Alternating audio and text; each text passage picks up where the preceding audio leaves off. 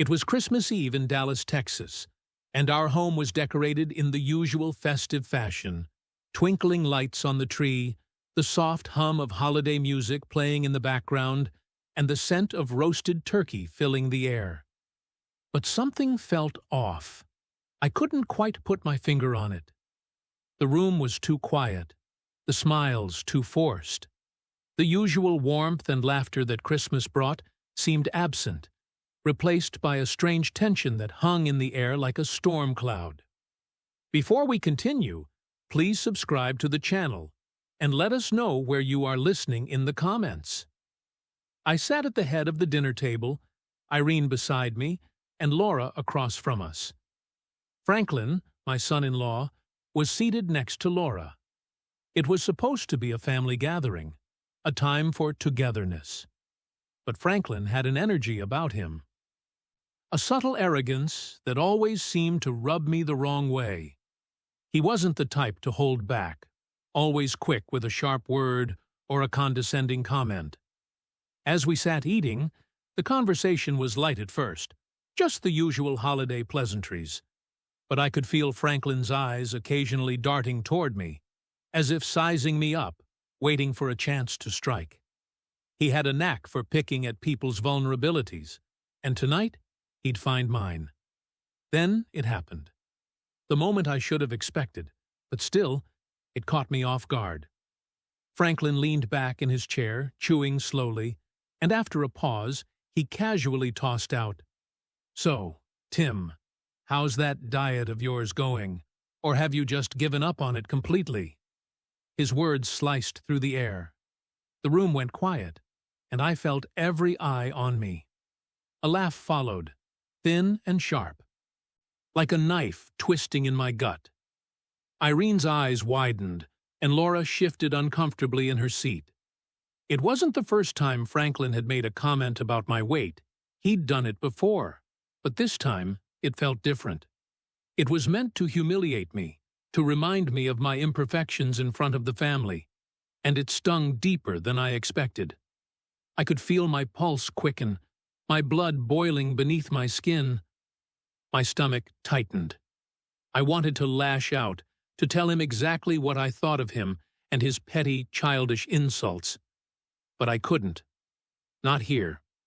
Not with Laura sitting right there, her gaze flicking between us as though she wasn't sure whose side to take. Instead, I forced a smile, even though it felt like I was gritting my teeth. "You know, Franklin," I began, keeping my tone steady, "sometimes it's not about diets. Sometimes it's about enjoying life.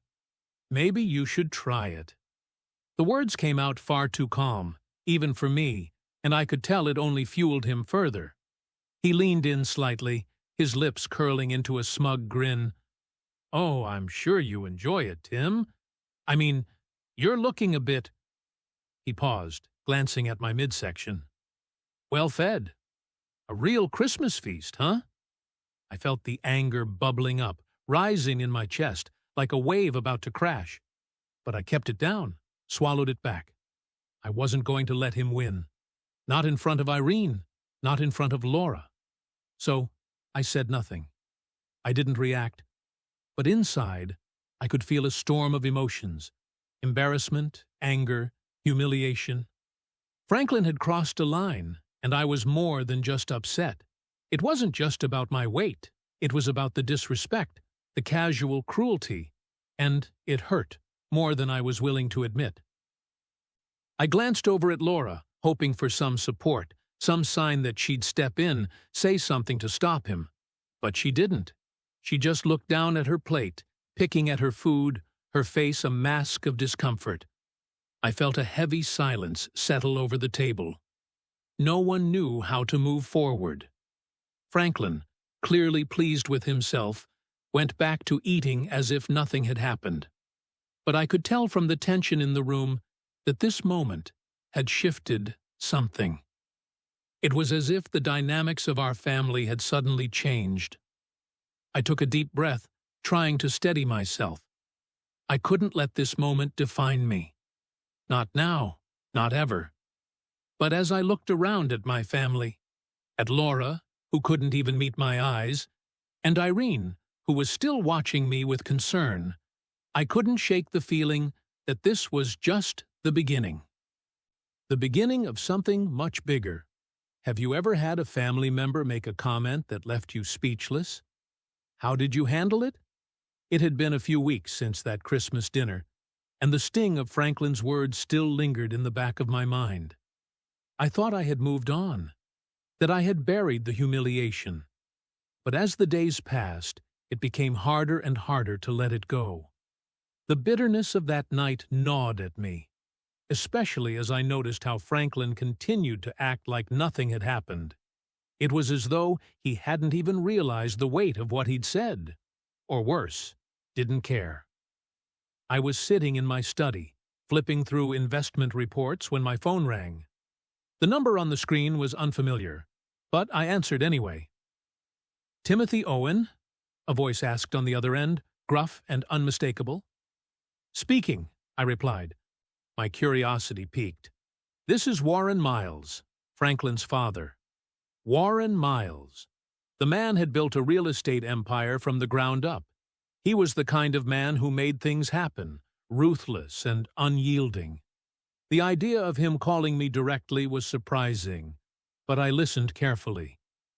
"I'm sure you've heard of me," Warren continued, his voice steady. "But I'm not calling to chat.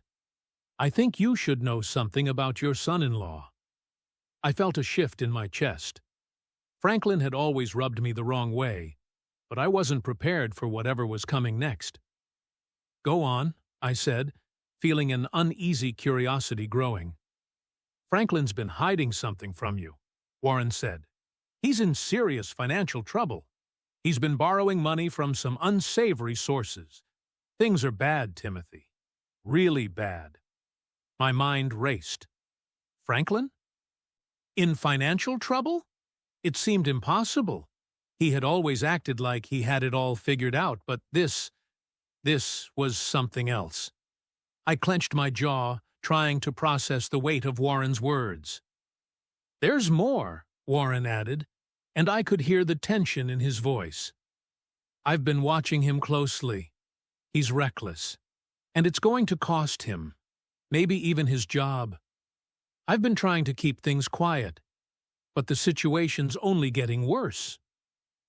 I was silent for a moment, digesting the information. It felt like a puzzle piece had just clicked into place. Franklin's arrogance, his inability to show any kind of respect. It was all tied together with this hidden financial mess.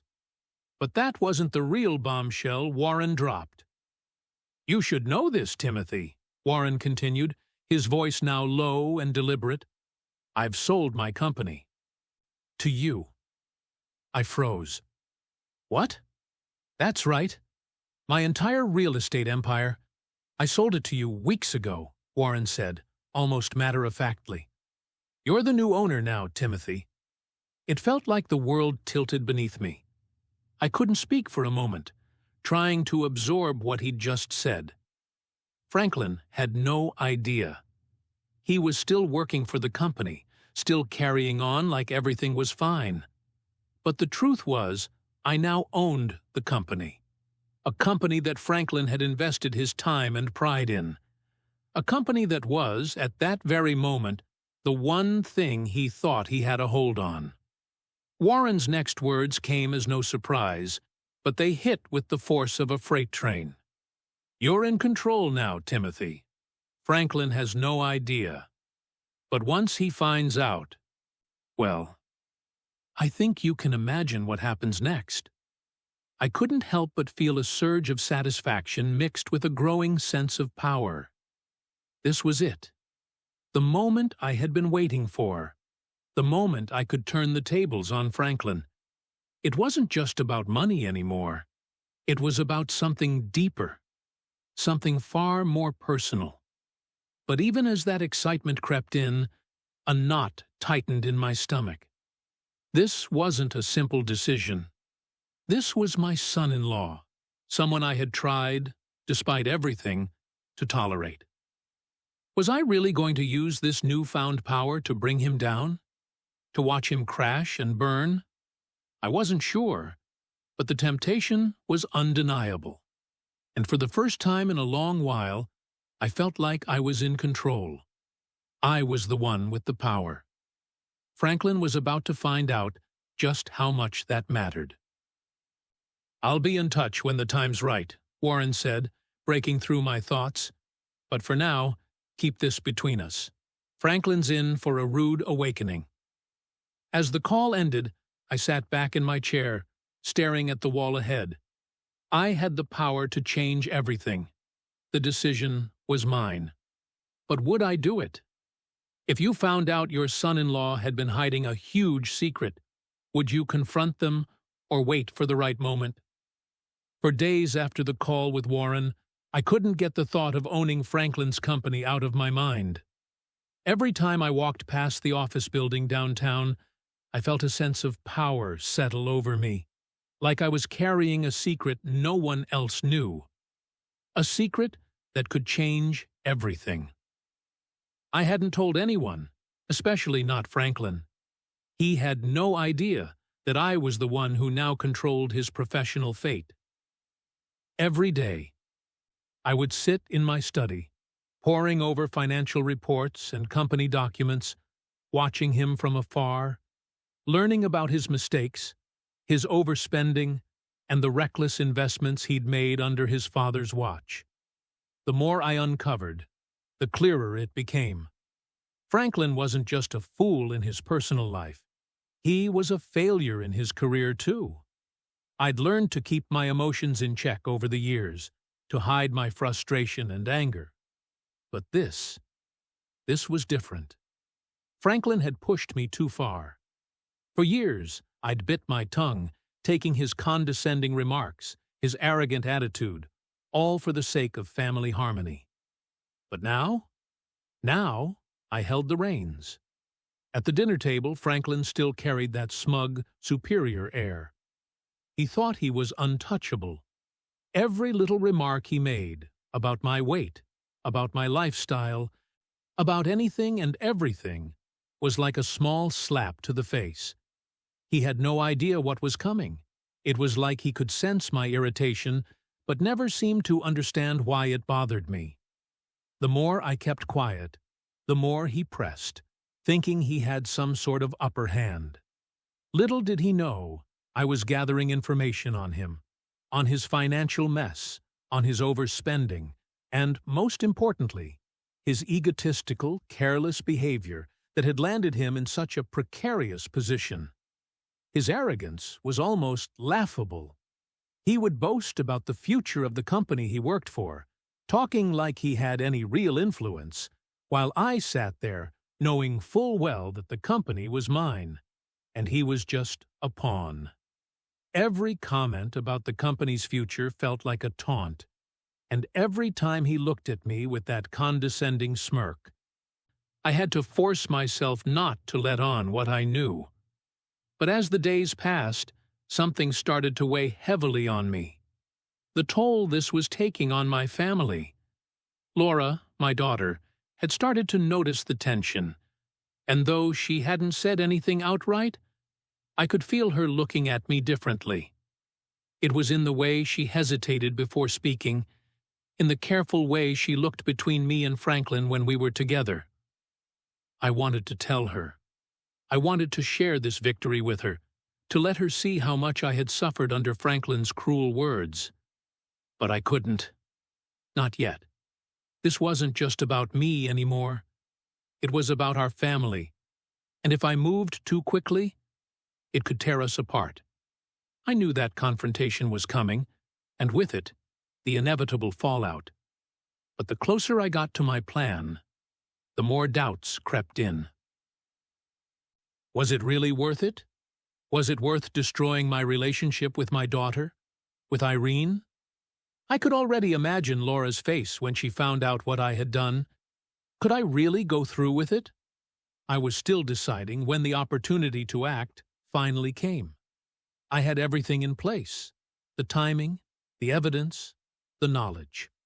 All I needed now was the perfect moment to bring Franklin to his knees, to show him exactly who was in charge. The truth was, the more I thought about it, the more I realized that this wasn't just about payback. It wasn't even just about Franklin anymore. This was about me, about reclaiming my dignity, about proving to myself that I was more than the man he mocked. This was about setting the record straight. As I sat there, staring at the plan I'd outlined on paper, I knew that one way or another, this moment would come. And when it did, Franklin wouldn't know what hit him. Do you think it's better to seek revenge for personal insults or let things go? Share your thoughts in the comments. The evening arrived sooner than I had expected, though I had planned for it meticulously. I invited Franklin and Laura over for dinner, making sure everything was just right. The table was set, the wine was poured, and the soft hum of background music filled the otherwise tense air. I could already feel the weight of what was about to happen.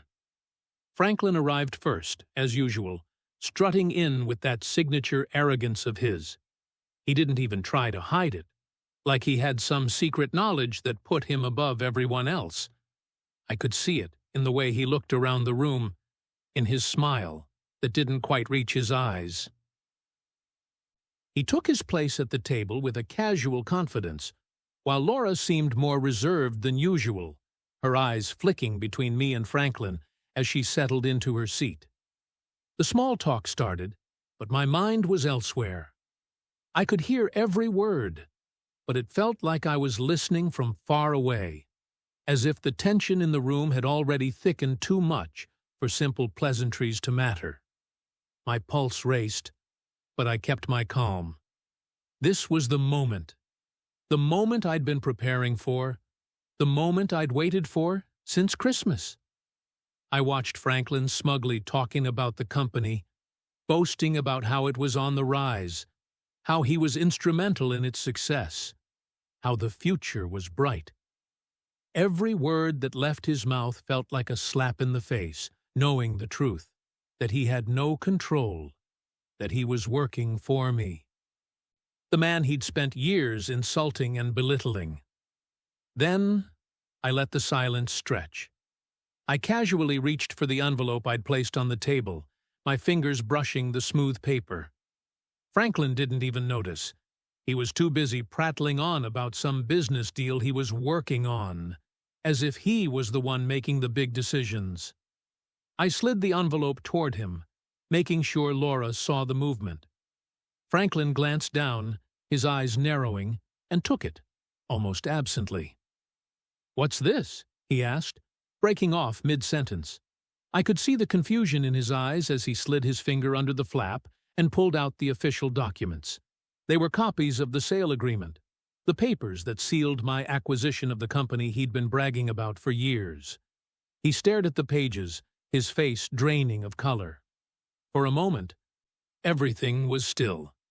His eyes scanned the papers again and again, his fingers trembling slightly as he read. The silence grew heavier with every second that passed. You're the one who bought it?"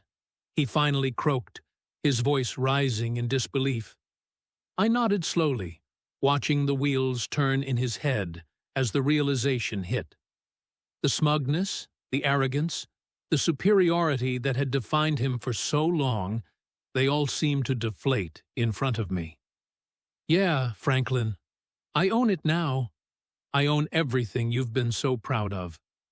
I let the words sink in. I'm the one in charge now. For a moment, he just stared at the papers in his hand, his face contorting with rage and disbelief. It was like watching someone's whole world collapse before their eyes. The anger boiled up inside him, but he didn't speak.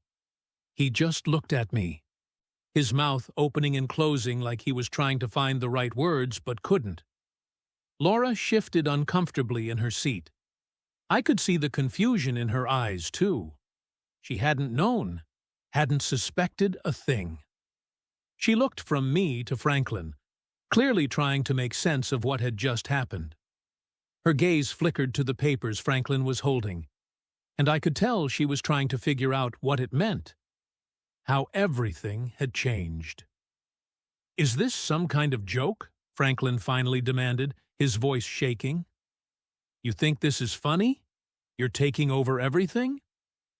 "No joke, Franklin," I replied, keeping my tone calm. "It's real.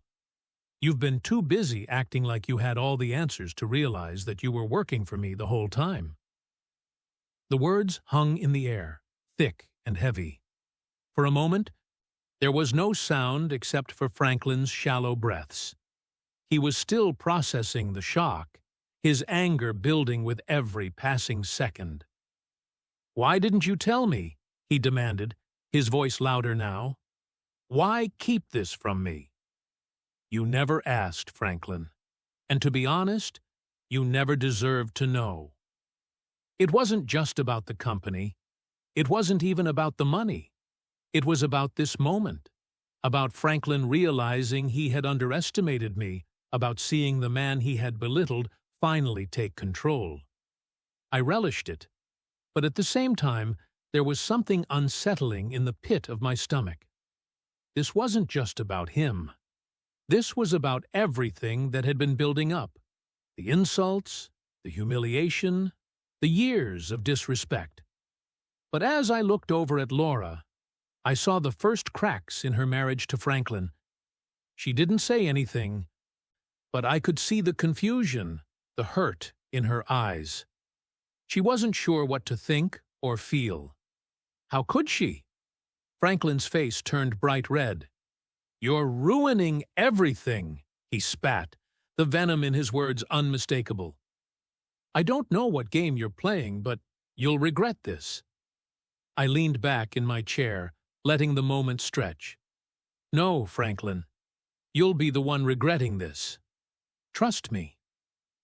Laura sat still, her hands folded tightly in her lap, her expression unreadable. She didn't speak, but I could see the uncertainty in her eyes. The tension in the room was unbearable. I had just set the stage for something far bigger than Franklin's realization. This wasn't just about business anymore. It was about family. I had no idea where it would go from here, but I knew that nothing would ever be the same. What would you do if someone you trusted completely betrayed you in this way? How would you react to them owning something important to you? The silence after my revelation hung heavily in the air. Franklin was still in shock, the color drained from his face, as he grappled with the reality that I, his father-in-law, now controlled the company he had worked so hard to be a part of. His fists clenched on the table, and I could see the rage building behind his eyes. But before he could say another word, the doorbell rang. I didn't expect anyone. I stood up, my eyes shifting toward the door. Irene had already gotten up to answer it, her footsteps echoing softly down the hall. She returned a moment later, her face pale, and standing behind her was Warren Miles. I had no idea what to expect when Warren walked through the door. He was the last person I thought I would see tonight, especially after everything that had happened with Franklin. But there he stood, calm and collected as always, though I could see the sharpness in his eyes, the kind of focus that made you wonder what he was really thinking. Laura's confusion deepened as she looked between me, Franklin, and her father. Warren stepped into the room with the confidence of a man who had already decided how this moment was going to play out. "Warren?" Franklin's voice broke through the silence, still stunned, his disbelief palpable. "What the hell are you doing here?" Warren didn't flinch. He didn't even blink. He took a slow, deliberate step toward the table and looked directly at Franklin, his gaze unyielding.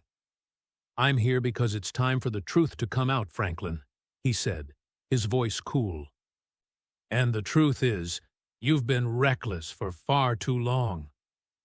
Franklin stared at his father in stunned silence, the words sinking in slowly, like cold water.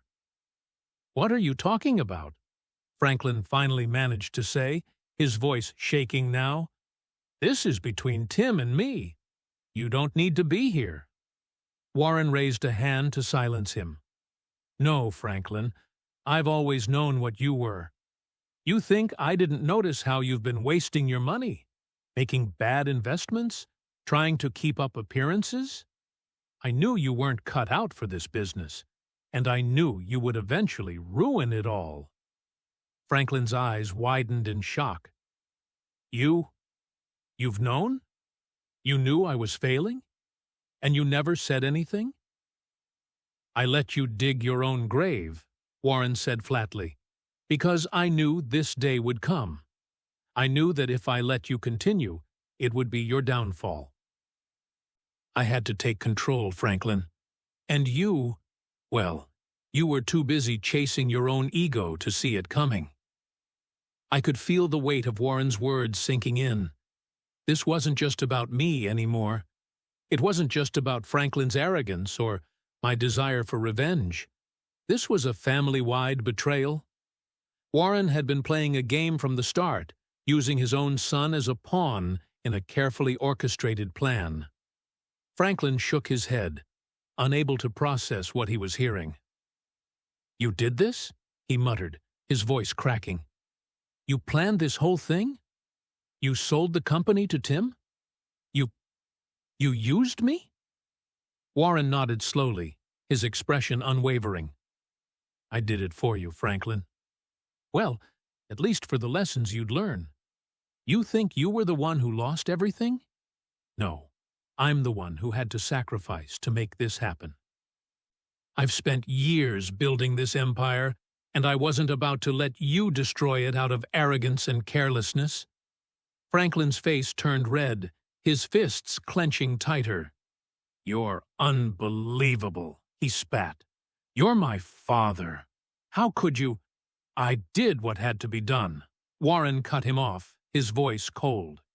You had to lose it all to understand what you really are. You can thank me later. The shock that settled over the room was palpable. Franklin stood there, unable to speak, his world shattered by the reality that not only had I outsmarted him, but his own father had been manipulating him the entire time. Laura's face had gone from confusion to utter disbelief. She hadn't said a word since Warren entered, but I could see her processing the layers of betrayal she was now facing. First, Franklin's deceit, and now the truth about his father's involvement. The weight of it all seemed to crush her, and I could see her struggling to reconcile what she knew with the person she thought her father and husband were. I don't even know who you are anymore, Franklin muttered, his voice barely above a whisper, but full of venom. You've ruined me. You both have. I watched, the satisfaction from earlier now laced with an unsettling sense of guilt. Yes, Franklin had been arrogant. Yes, he had treated me like I was nothing. But to see him so utterly destroyed, by both his father and me, left me with a bitter taste in my mouth. This was never supposed to be about ruining his life. I just wanted him to know the truth, to understand the consequences of his actions. Laura's eyes met mine for the first time that night, her expression a mixture of anger and hurt. You both lied to me. For years. Her voice cracked, and she turned away from the table, as if the weight of the situation was too much for her to bear. I felt the tension in the room shift. The fallout from this moment would be far-reaching. I had done what I set out to do, but at what cost? I had won, but now the family I had fought for was crumbling around me. Have you ever been blindsided by someone you thought was on your side? What would you do if you learned they were actually working against you all along? The days following the confrontation were a blur of emotions and silence. The dinner that should have been a moment of revelation had shattered everything in its wake.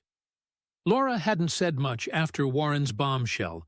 She had retreated into herself, torn between disbelief and heartbreak. Her eyes told the story more than her words ever could.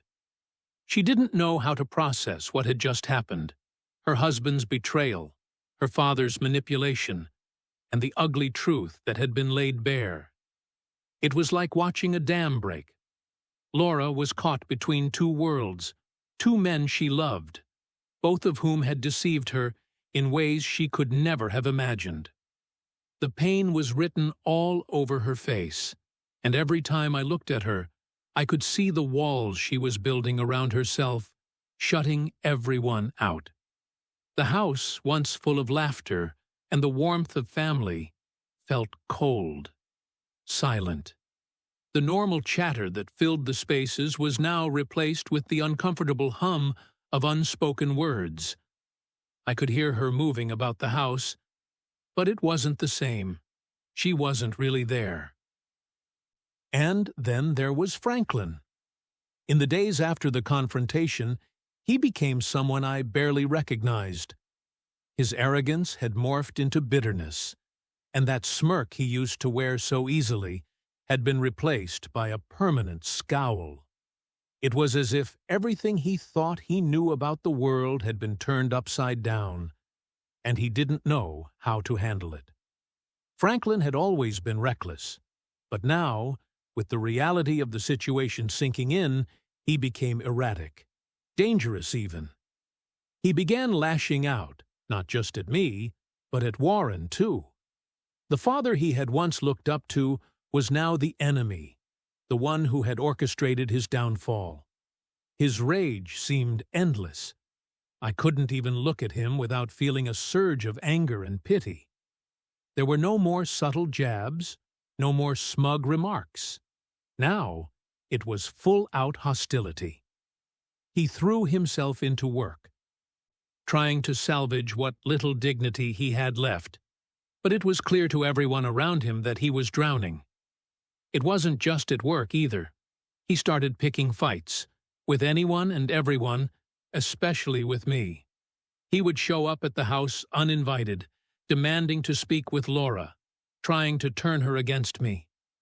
His pride, that same pride he'd held onto for so long, was now his biggest weakness. "Do you know what he's done?" he shouted at me one night when he stormed into the living room, his face flushed with rage. "You think you've won? You've ruined everything, Tim. You've destroyed my life." His words cut deep, but I couldn't let myself show it. Not now. He was beyond reason. He was a man consumed by his own anger, a man who refused to see the reality of the situation.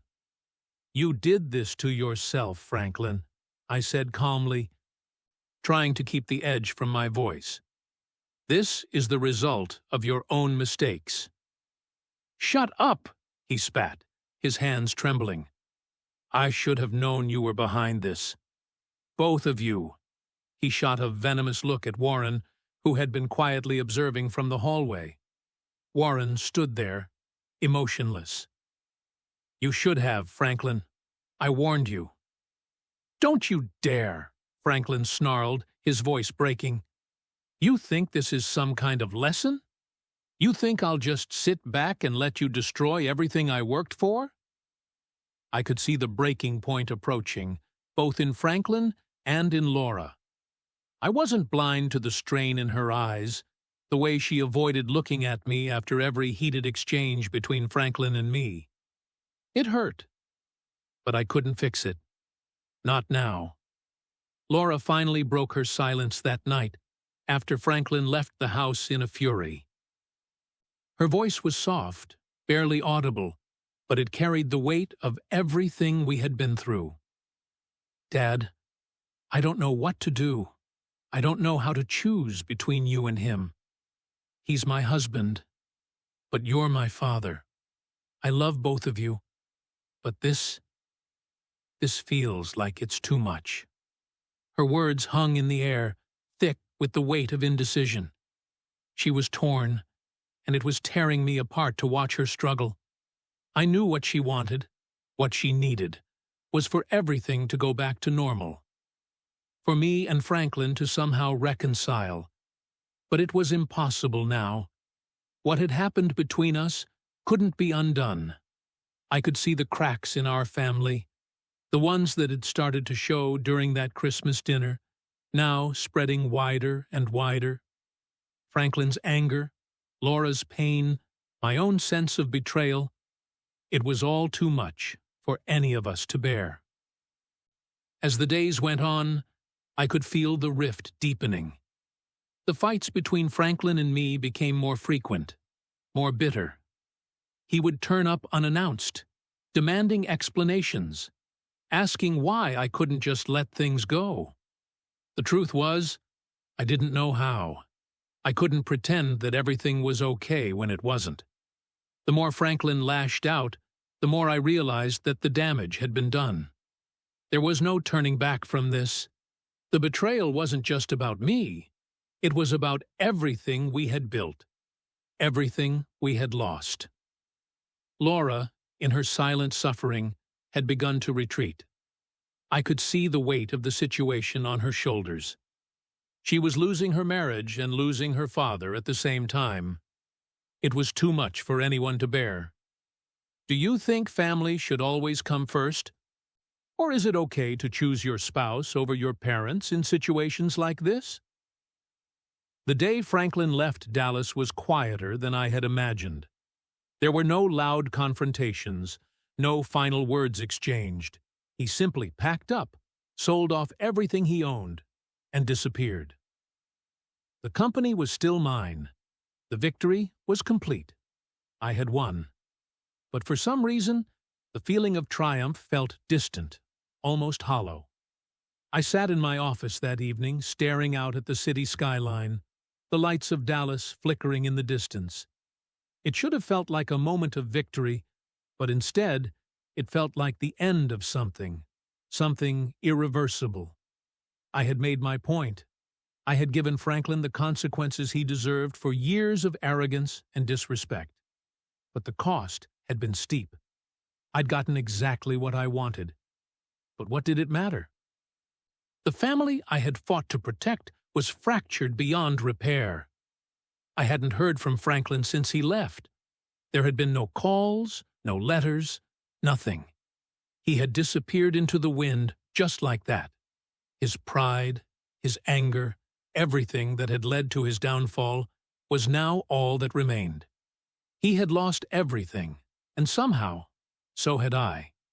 But the real loss was in Laura. The emotional toll on her had been unbearable to witness. She had lost her husband, and, in a way, she had lost her father, too. The rift between us was undeniable. I could see it in her eyes when she looked at me, an unspoken sadness that cut deeper than any words could. She had tried, in her own way, to make sense of it all. She had begged me to fix things, to talk to Franklin, to find some way to salvage what was left of their marriage. But I couldn't. I had let the desire for revenge cloud everything, and now I had to live with the consequences. I could feel her pulling away, slowly, but surely. Each day I could see her struggling, trying to pick up the pieces of a shattered life. She wasn't the same. The woman I had raised, the daughter who had once smiled with ease, was now a shadow of herself. The weight of betrayal, of choices she couldn't control, had left a mark on her that couldn't be erased. But I had no right to expect anything different. I had made the choices that led us here, and now it was my turn to deal with the fallout. I leaned back in my chair, my fingers tapping lightly on the edge of my desk. The sound echoed in the silence. I had always been a man who relied on logic, on reason. I had built my success through patience, strategy, and hard work. But this had been driven by something else. It had been personal. In the end, what had it really cost me? I had exacted my revenge on Franklin, taken back my dignity, and proven that I wasn't someone to be disrespected. But in doing so, I had pushed away the people I loved the most. I had driven a wedge between me and my daughter, between me and my family. And for what? to see Franklin in pieces, to hear him spew his rage at me and Warren, to watch him crumble beneath the weight of his own failures. There was no satisfaction in that, no sense of justice, no final victory. Just emptiness. I had won the battle, but lost the war. Franklin was gone. Laura was distant. And I was left alone with my thoughts, my regrets, and a family that may never be whole again. I had done what I thought was right, but now I wasn't so sure. The revenge I had so desperately sought had come at a higher price than I had ever anticipated. As I sat in the stillness of my office, I thought about what could have been, about the years that had been wasted on petty insults and grudges, about the family that might have been if I hadn't chosen this path. But there was no turning back now. The damage was done. The question lingered in my mind, and I couldn't escape it. Was it worth it? Did the satisfaction of seeing Franklin destroyed really outweigh the pain it had caused my own family?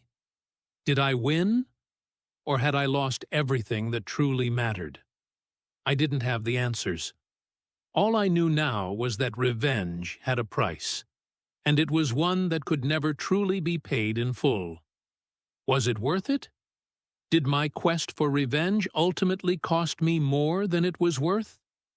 If you've enjoyed this journey, don't forget to like and subscribe for more gripping stories like this one. Before we continue, please subscribe to the channel and let us know where you are listening in the comments.